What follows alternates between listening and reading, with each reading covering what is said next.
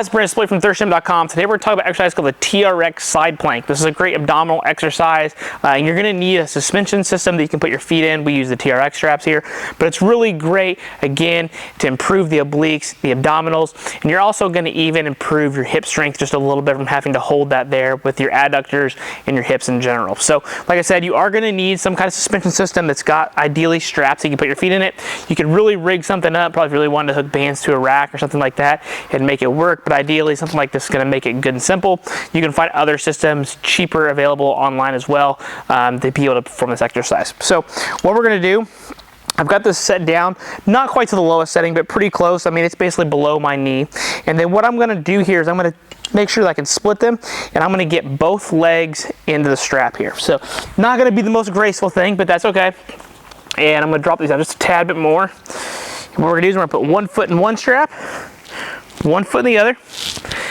Then what we're going to do is I'm going to take my feet. I like to put my top leg in front, my bottom leg in back, but at the end of the day, it's really personal preference.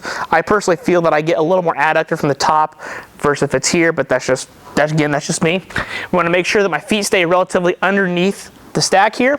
Then for my side plank position, I'm going to be on my elbow, hand on the ground. You can have your hand flat. That's really personal preference. Shoulder is going to be over my elbow, so I don't want to be back like this. That's going to put a lot of undue stress on my shoulder. I also don't want to be way like this. That's going to put more undue stress on my elbow and even possibly your shoulder. So then what we're going to do is we're going to get in this side plank position here. I like to put my hand up on my waist to make sure I'm good and level. I want to pretend like a string is pulling my hips towards the ceiling. I'm going to push my feet down, raise my hips off the ground here. And then what I want to do is make sure I hold this position good and strong. I want to take this bottom side, push into the ground, really reach, okay? And like I said, draw string from here up towards the ceiling. And then I want to make sure my hips are forward, okay? We don't want to be like this. This is probably the most common issue we see with side planks in general. Saggy butt or hips are bent to make it easier so that really our abdominals aren't really doing a whole lot. We're really trying to put everything onto our shoulder, upper body, or cranking through our low back. Again, we want to make this an abdominal exercise and specifically oblique and QL work more so than anything. So make sure that our hips are forward. Should be able to feel your glutes, and then reach, and then here we go. Then to keep this even more, so I'm not rounded this way, hand goes on the shoulder, pulled back, holding a good position. Another option you have is take your hand, go straight towards the ceiling. If your hand feels like it's in front of you, you're probably rounding like this. So if it's up good and tall, you can hold in this position, and then you're good to go. My obliques, QL, hips, even my top adductor here are completely on fire, and we're just gonna try to hold as still as we can, and then we switch sides. So this is clearly a pretty advanced exercise, right? You wouldn't be able to just throw a low-level athlete, low-level client into this exercise. So build up on your standard side planks, suitcase carries, things like that. Even some side bends can be great. And then you can build into this. You can even use a Copenhagen plank to build into this because essentially it's got some of those same qualities.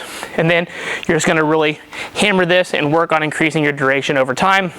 I personally think starting off for 10 seconds with perfect technique, so it might take you 5 seconds to get in the position, but 10 seconds of really owning that good stack, make sure your hips are forward, pushing away into the ground. I can feel my serratus already from having to push and keep everything stabilized rather than keeping it in, but that will, at the end of the day, make this work better, and then you can build up to about 20, 25, maybe even 30 seconds if you're a pretty advanced athlete, and then switch sides.